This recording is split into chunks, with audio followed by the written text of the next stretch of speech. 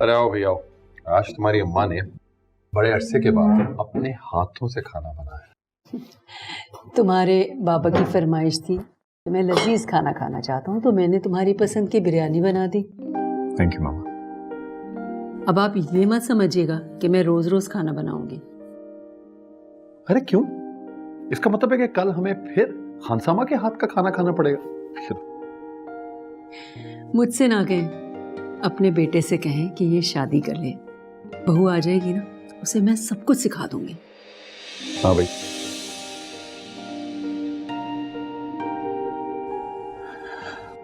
तो बताएं फिर कैसी बहू चाहिए आप लोगों को? कैसी क्या मतलब है? जिस तरह की तुम्हारी अम्मा चाहती हैं उस तरह की लड़की ले आओ। नहीं बाबा, मैं कुछ भी नहीं कहूंगी। बेटा तुम्हारी पसंद ही होगी, मगर बस एक बात का ख्याल रखना, सूरत की बजाय सीरत देखना। मामा हर इंसान एक जैसा नहीं होता। इस दुनिया में बहुत से ऐसे लोग हैं जो हुस्न के साथ हुस्न इखलाक भी रखते हैं। ऐसी बहुत सी आला सिफात ख़वातीन हैं जो एक बहुत अच्छी बीवी और माँ बन सकती है। बेटा इसका ये मतलब नहीं है कि तुम किसी अच्छी बच्चों की माँ से शादी कर लो। ये सलाह लो।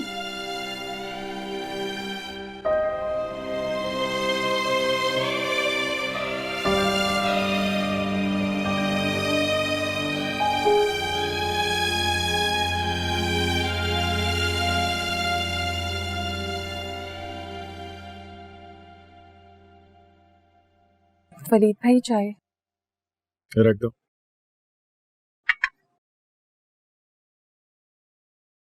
वलीद भाई, वो मैंने हुमैरा बीबी को फोन किया था। अच्छा, बहुत घबराई हुई सी लग रही थी। उनके घर में कोई आदमी घुस आया था।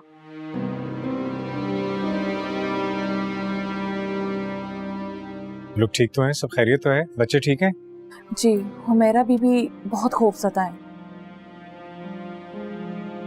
कोई नुकसान तो नहीं पहुंचा उन लोगों को? नहीं, हुमैरा बीबी ने खुद को और बच्चों को कमरे में बंद कर लिया था और उस कमबख्त डाकू ने तो दरवाजे पर भी फायरिंग की। बच्चे बुरी तरह सहम गए हैं। वो तो मोहल्ले वाले इकट्ठे हुए और उस बदमाश को भगा दिया। मैं भी जाता हूँ। खुदा का वास्ता आप मत जाइएगा, हुमैरा बीबी ने मना की है। अगर आप इस वक्त गए तो मोहल्ले वाले तरह तरह की बातें करेंगे। क्या मतलब? अगर आपने जाना ही है तो आप दिन में चले जाइएगा। बेगम साहिबा बुला रही हैं। अगर आपने बात ही करनी है भाई तो फोन पे कर लीजिएगा।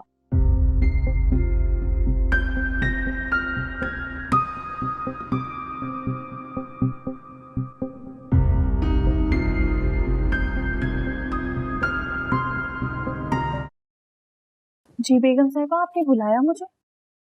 मुझे ये बताओ कि तुम वली से किस बीबी जी और बच्चों की बात कर रही थी?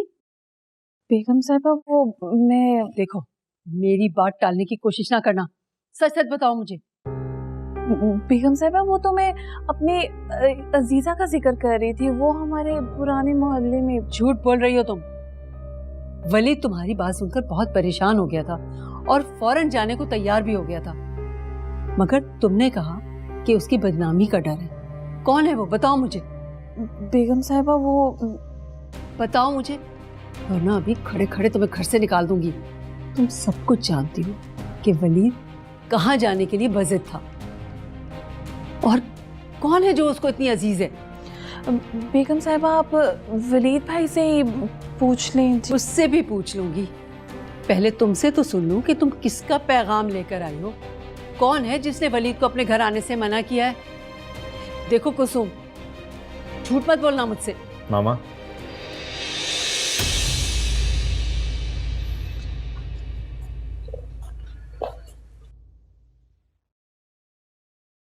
मैं खुद आपको बताता हूँ, आप जाएं।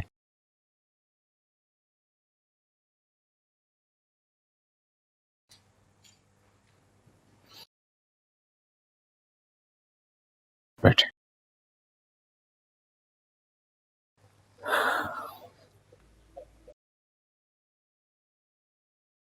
कलसूम जिस औरत की बात कर रही थी उसका नाम हुमैरा है। हुमैरा? कौन हुमैरा? हुमैरा वही है जिसे मैं फातिमा की गवर्नेंस बनाकर इस घर में लाना चाहता था।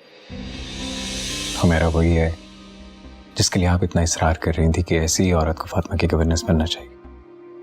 वो तो उसके इनकार के साथ बात खत्म हो गई थी, फिर क्या ताल्लुक है तुम्हारा उस औरत से?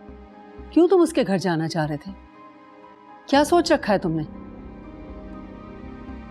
मैंने हुमैरा से शादी का फैसला किया। क्या? वो तो बच्चों की माँ है शायद। जी, 2 बेटे हैं, तानियाल और राही। तुम 2 बच्चों की माँ से शादी करोगे? तो इसमें हर्ज क्या है मामा? मैं भी तो एक बेटी का बाप हूँ। अपनी बेटी तो तुमने दूसरों की झोली में डाल दी और अब किसी और के बच्चों को अपनाने चले हो। मामा, दानियाल और राहिल भी मेरी फातिमा की तरह मासूम बच्चे हैं। मगर वो तुम्हारे बेटे तो नहीं है ना? तो मेरी अपनी बेटी को भी तो किसी और बाप का ही प्यार मिल रहा है ना। वो तलाक याफ्ता है? नहीं, बेवा है। उसने अपनी सारी जिंदगी अपने बच्चों के लिए वक्फ कर रखी है। हाँ तो करे, उसके बच्चे हैं, उसकी जिम्मेदारी है, तुम्हारी थोड़ी है। मामा, मेरा भी वो सारी खूबियां जो एक बहुत अच्छी बीवी और एक बेहतरीन माँ में होनी चाहिए। बहुत आला तरबियत की अपने दोनों बेटों की, मैंने बहुत अच्छे से परखा है उसको। तुम्हारी परख पे मुझे बिल्कुल भी भरोसा नहीं है। पहले भी तुमने एक लड़की से धोखा खाया हुआ है। जमीन और आसमान का फर्क है। हुमैरा ने अपनी जिंदगी में बहुत से उतार चढ़ाव देखे। बहुत अच्छे से जानती है कि अपनी तन्हा जिंदगी में अपनी इज्जत और खुददारी की हिफाजत कैसे करनी है। मगर मैं तुम्हें एक 2 बच्चों की माँ से शादी हरगिज नहीं करने दूंगी। लेकिन मैं फैसला कर चुका हूं कि मैं शादी करूंगा तो हुमैरा से। इस बार मैं तुम्हारे फैसले पर बिल्कुल कॉम्प्रोमाइज नहीं करूंगी। पहले ही फैसले के तुम्हारे जख्म अभी तक नहीं भरे और अब मैं कैसे मान लूं तुम्हारा ये फैसला? हरगिज नहीं होगा ऐसा।